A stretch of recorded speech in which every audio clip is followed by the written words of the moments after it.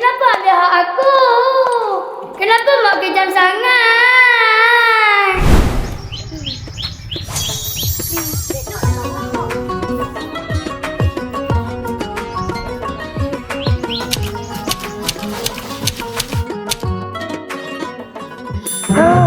Weh, seronoknya raya tu ni. Aku dapat banyak duit raya.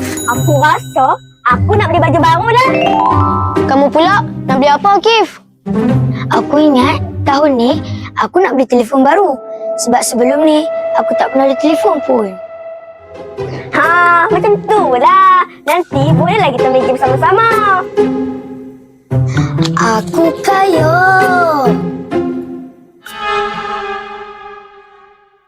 Oh, banyaknya duit raya abang tahun ni. Mak naklah duit ni. Mak nak buat apa dengan duit ni? Bagi je lah.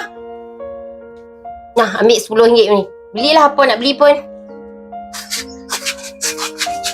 Abang, Mak nak keluar pekan Sat. Mak tengok rumah nak.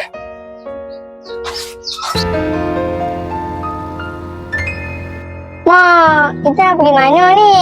Adalah. Tak tahu Mak mesti pergi tempat ni. Jom, bas dah sampai. Jom pergi kedai depan sekejap. Mak nak cari barang.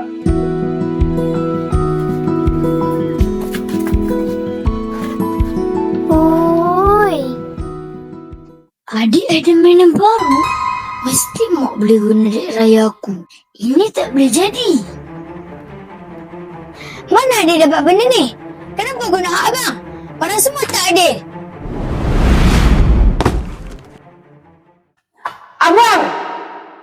Sejak hari itu, luka itu kekal di hati. Surat apa tu bang? Surat tawaran universiti. Dah ni abang. Bila daftar tu? Mak ingat kita mampu ke masuk universiti ni punya duit. Kalau kita kaya, tak adalah mak ambil duit raya abang setiap tahun.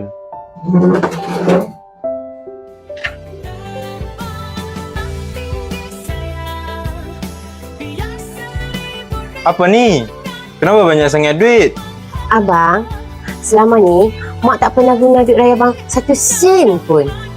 Tiap-tiap tahun Mak simpan duit raya anak-anak dalam SSPN. SSPN bantu bina masa depan kamu semua. Habis tu, mainan adik dulu tu bukan pakai duit raya abang. Hush, tu Cikgu Suhaili yang bagi. Mak, maafkan abang, Mak. Oh, Mak maafkan abang, Mak maafkan abang.